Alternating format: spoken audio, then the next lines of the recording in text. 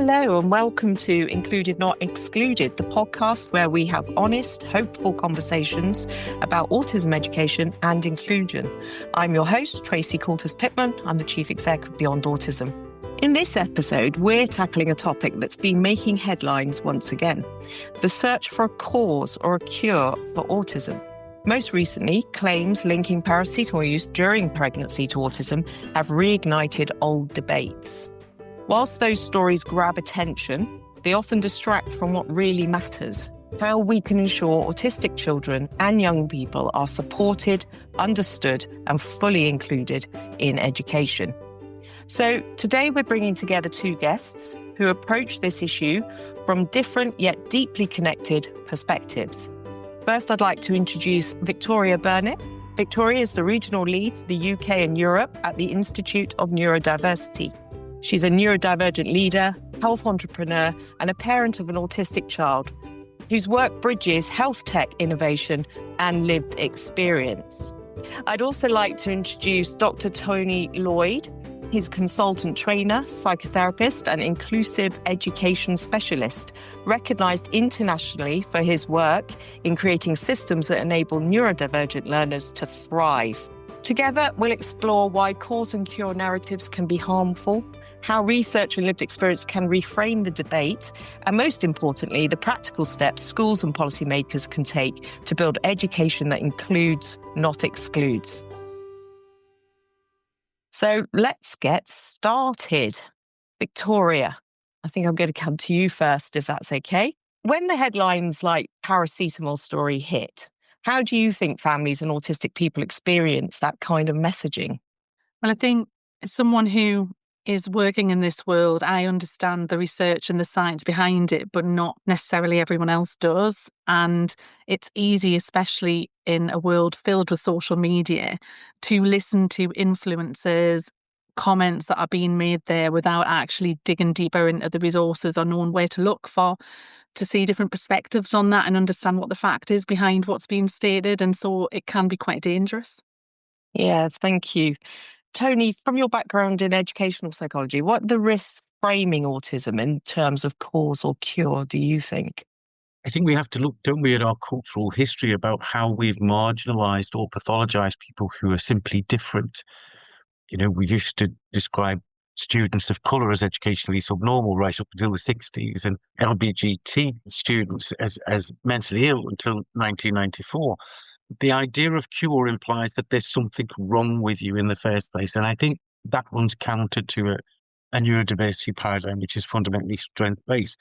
That's not to deny the difficulties and challenges that come with living as an autistic person, and particularly for young people, where we have an education system that is designed for some notional neuronormative child. Victoria, who mentioned in previous conversation that inclusion is not equity, but inclusion doesn't mean making the child fit the kind of notion of what we think is normal or what they should be.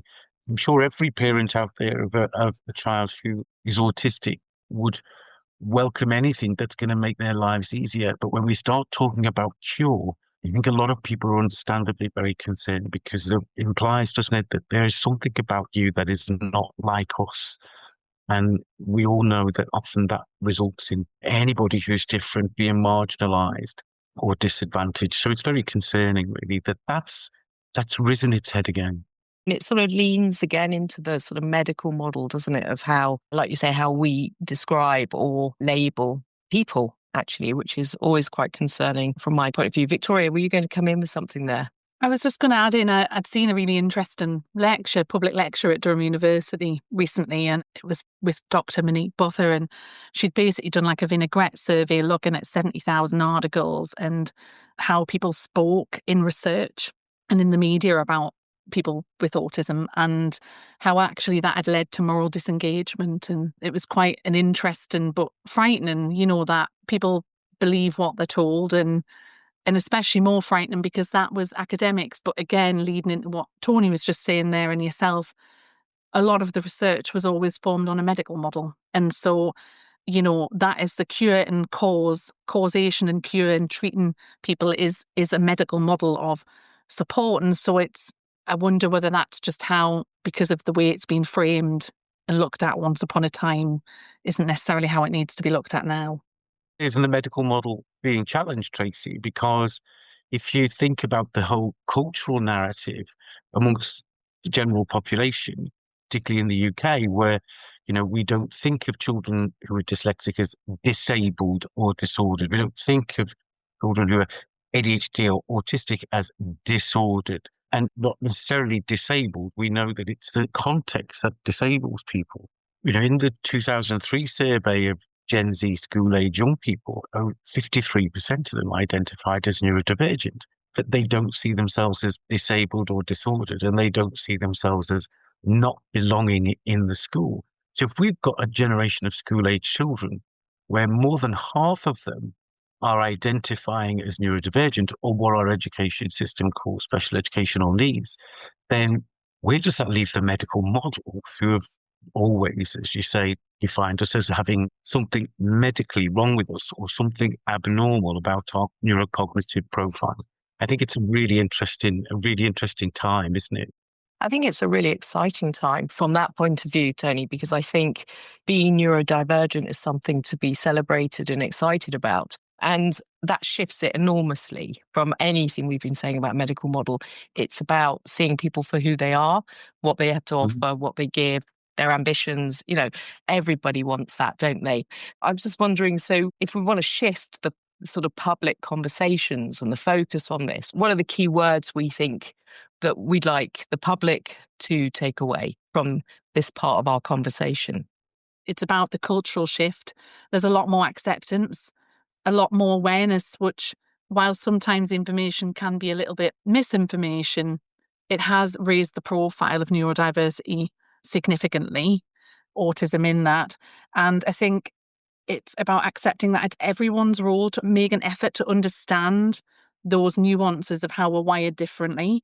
I think it's about understanding our role and taking it a step further, where you just have the same level of respect and patience on a personal level with people. Everyone has something going on in their life, whether it's neurodiversity or autism. It could be, race or gender issues, or everyone has something going on. It's about having that respect, that courtesy, that acceptance, trying to help everyone feel like they belong, accepting responsibility. And I suppose just simple gestures and strategies don't take a lot of effort. It doesn't take a lot of effort, and it doesn't take a lot of money to be polite and courteous and give people that freedom of speech without jumping to a defence mechanism or creating issues that don't need to be there. Tony, any thoughts? I'd like to reiterate everything that Victoria said, but I think it does as well ask us to kind of look again at the language we use and how language evolves. And what does it mean to be autistic? Because if there isn't anybody in your family or in your immediate circle who identifies as autistic, there is so much misinformation out there. Also, autism is an extremely broad spectrum of potential differences in neurocognitive ability and potential. And then we have to consider embodied cognition, i.e., the impact of the environment on neurocognitive profile. And that presents challenges, doesn't it, for the popular convention or the culture, for example, within education or in the workplace or even within health services. So for me, I think it's a real positive that neurodiversity is a triumph of lived experience over theory, isn't it? You've got more and more people speaking openly and publicly, whether they're in public life, whether they're 29% of entrepreneurs ADHD and 50% of the engineering profession identifying as autistic. All of these things are, I think, challenging some enduring myths and sort of misconceptions about what it is to be neurodivergent, and in particular what it is to be autistic. So I think the conversation really also needs to kind of continue to move in a positive direction. But I think the word itself, autistic, and I'm aware that we live in an age of identity, but I'm struggling to think where this is going to end up, because to be autistic encompasses so many different things. It's an issue that everybody in the population is aware of. And I think what's wonderful is that people have recognized that it doesn't have to affect you to concern you.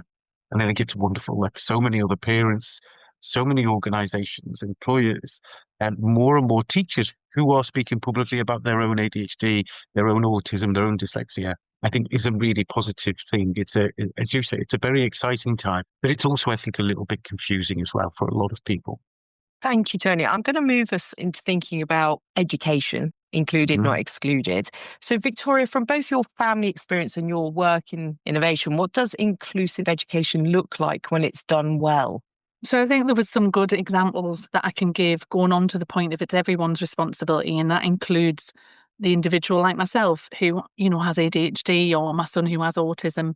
It's our responsibility to put those boundaries in place, but also educate people and not assume that everyone understands what it is to be in our shoes. If I look back to the 80s when I was at school, there was nothing like what my son gets in the education system now. I appreciate it's far from perfect and there's still things to do.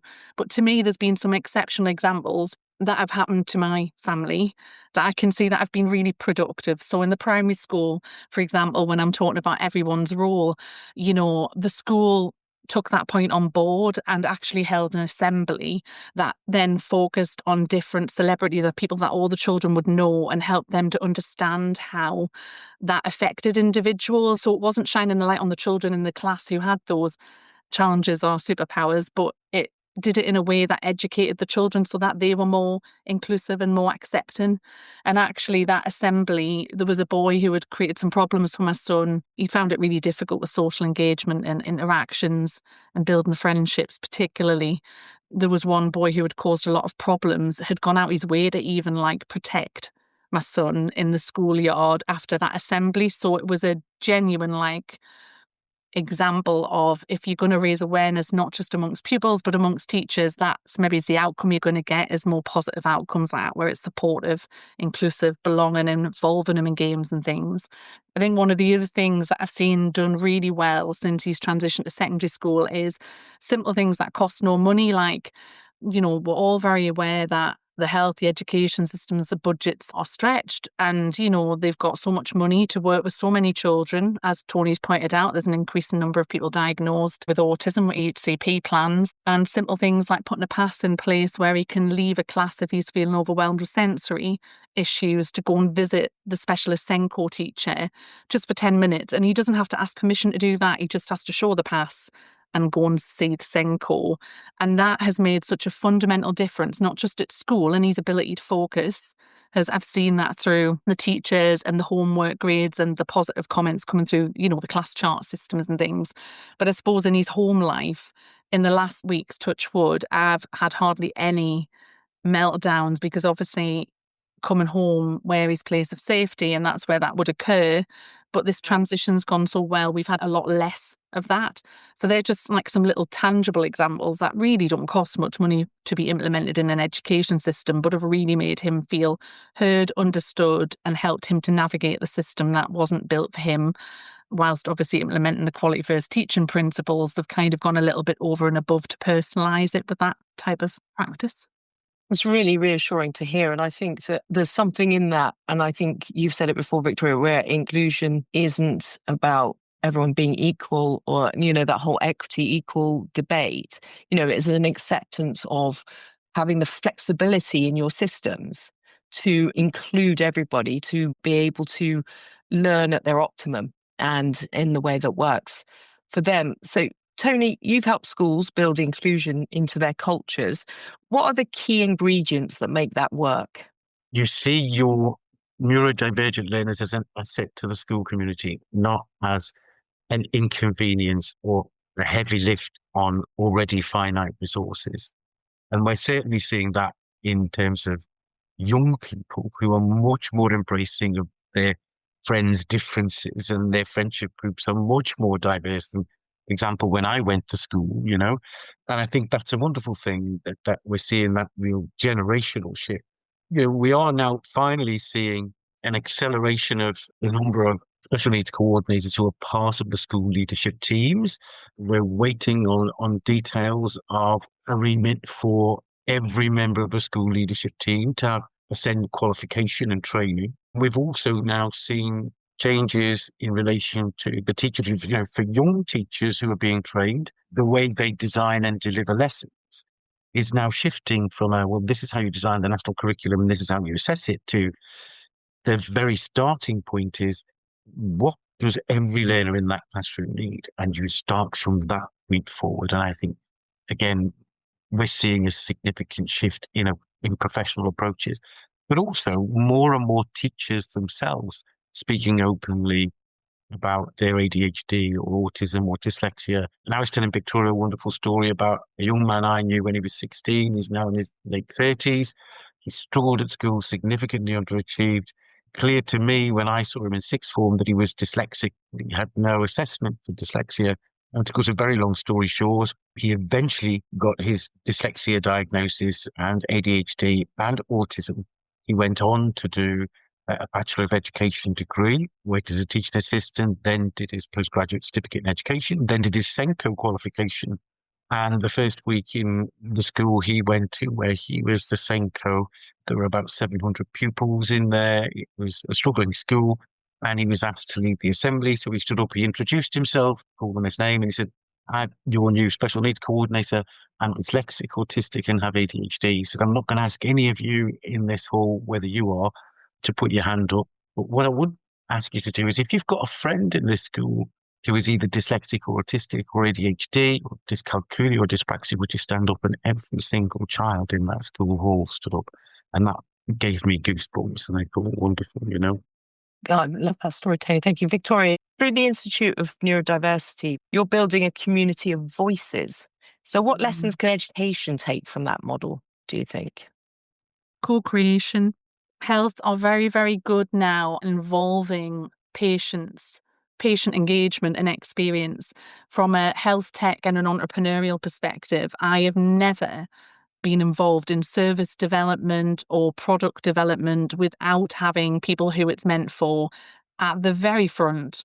The age-old mom test, because if people aren't going to want it and be involved in it and understand it, they're never going to pay for it. So from a commercial perspective, you've got to have people involved. So I think the same applies in a social perspective. If you want systems and services and processes to be developed in a way that are inclusive and hopefully equitable one day, then you've got to involve the person from the outset, not as an afterthought in, how do we adapt this for you? And I know a lot of organisations are very good at doing that, or, they'll have focus groups, but you've got to take into context statistical significance with that. And you've got to be willing to take a lot of constructive feedback. And sometimes that's difficult when you're working with large organisations with lots of people. It's not easy. You can't wave a magic wand, but just involve people, ask them what they think. Not as an afterthought, though, just to pick up on that point that you made, Victoria. Thanks, Tony. We need to listen to children. Stuns me sometimes how so many of us so-called experts and academics are always saying this is what children need. And we've had a century of this. Well, they should be achieving this by a certain age, and they should be able to do this by a certain age, and they should be able to be this kind of child by a certain age. And if they're not, then it means they're naughty. Or, it's like that whole idea about hyperactivity, in an adult context, Victoria, a member of the team who's got loads of energy and is, that's considered an asset. But in a classroom, it's considered a disorder. We don't listen to children. And if we look particularly, obviously, particularly since the pandemic, where we've seen a massive escalation in the number of children who are presenting with, anxiety and depression, and how that can manifest in other ways through things like problems with eating and escalation in vaping and school absence and what have you.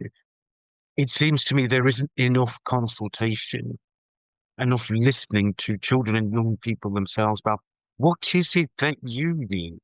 How do we do this better for you? We always make the assumption that we know best because we've got degrees, and I don't think we do. Can I add to that, though, because the world's also changed. I mean, you see these memes, don't you, of what happened as an 80s child, 70s child, 90s child. They're so incredibly different per decade.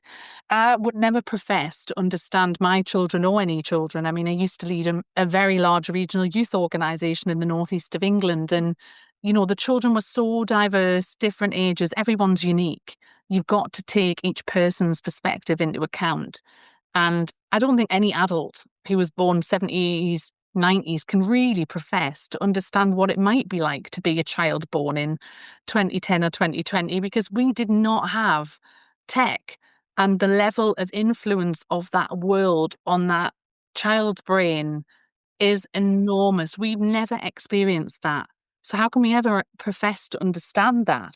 I mean, yes, there's a surge in neurodivergence and diagnostics, but at the same time, we've also had a pandemic and a tech boom that both would impact cognitive function as well anyway. So I think the wider environmental context of how children grow up now makes it even more important for them to be listened to. I think that's a whole nother podcast. Yeah. And I can see Tony ready to come in on that too. But I do think that it is a really fascinating area, isn't it? And very relevant area. But I'm going to ask you both now to just think about if you could inspire one action around included, not excluded, inclusion, you could inspire one action, what would it be and what does it look like? Every school in the country should have a day every year where there is a celebration of neurodiversity. And in every school awards event, it should be integral that we are creating educational experiences for young people where they have the opportunity to achieve, even if it was only in one area of the curriculum. Because for too many years, the so-called special needs children have been the ones who've been sat at the back of the hall at awards evening because they're not the kind of children that achieve anything. And that's not true. We know that that's not true. We know a lot of them underachieve, but it's not because they're not intelligent. And I think one of the positives as well that I think is coming out of this, thank God, this move away from, well, even post-16 education, you've got to be doing GCSE maths and English if you haven't got them. Well, if you've got dyscalculia, you're never going to get GCSE maths, not because you haven't got a high IQ, but because you've just got dyscalculia. If you've got dyslexia, it's difficult to get a GCSE maths, even if you've got a genius IQ. It was interesting in the prison system, they still had GCSE maths and English as the kind of key success indicators for the prison education system. Though nobody's ever told me how that somehow stops reoffending, but that's another question altogether. So I think celebrating neurodiversity should be an annual event in every school, and that awards nights and recognition should also make sure that there is some way that we are able to shine a light and spotlight the progress, the achievement, the contribution to the school community that children who have we call SEND make. I think for too long they've been invisible. And it links to an idea that I had in discussing this with some other people around when you invite the alumnus back to your school to talk about their journey after school or the things they've done, don't just invite the doctor, the lawyer. Please invite the care worker, the hairdresser, the person who is working on the tills in the local supermarket. Their journeys and their achievements are just as valued and so valuable in our society. And we have to shift that narrative in our society that some things are more valuable than others. And therefore, that immediately puts people at a disadvantage. Victoria. Oh, that's a really good point. I mean, it's about celebrating. I mean, what matters most is your health and your happiness, isn't it, right? Yeah. What's your action that you'd want to inspire?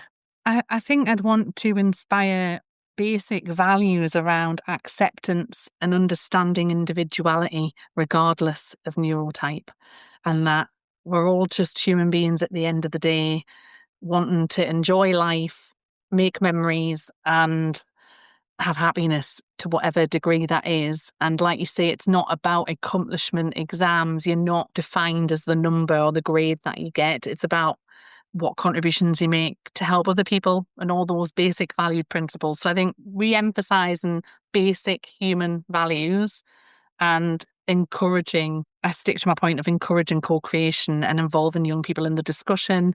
And, you know, Gen Z, if there's one positive, massive thing going on in the world right now, I mean, not to get political, but the amount of Gen Z protests where people are not willing to tolerate crazy behaviour going on in the world. And it's all the young people with all the protests coming together with a united voice. You know, we're not just one individual, it's a system problem. And we can challenge it if we work together. I think that's a great place to end the conversation. There were some great takeaways for me through this. So thank you to both of you. So I noted a triumph of lived experience over theory. I mean, surely we've got to take that forward. And that it all comes down to comms, honest conversation. Absolutely brilliant. Collective responsibility is a massive thread through everything that we've talked about here today. Having adaptive strategies, having that understanding and understanding need at a very human level. Listen to the children, listen to the people that are involved in all of this. And that links into that co-creation. So I think that leaves me to say thank you to our guests. Thank you to Victoria and to Dr. Tony Lloyd for such an insightful conversation, including probably teeing up the next couple of podcasts, and to you, our listeners, for being part of it. Today's discussion reminds us that autism is not something to be cured or explained away. The real challenge and the real opportunity lies in creating education systems that include, not exclude. It's about belonging, understanding, and ensuring every child has the chance to thrive. So if this episode resonated with you, please subscribe to Included Not Excluded wherever you get your podcasts and share it with someone who cares about inclusion and education. To learn more about Beyond Autism, access free resources, or make a donation to help us continue our work with and for autistic children, young people and families, please visit Beyond Autism website. So until next time, stay curious, stay compassionate, and keep asking, what does true inclusion look like?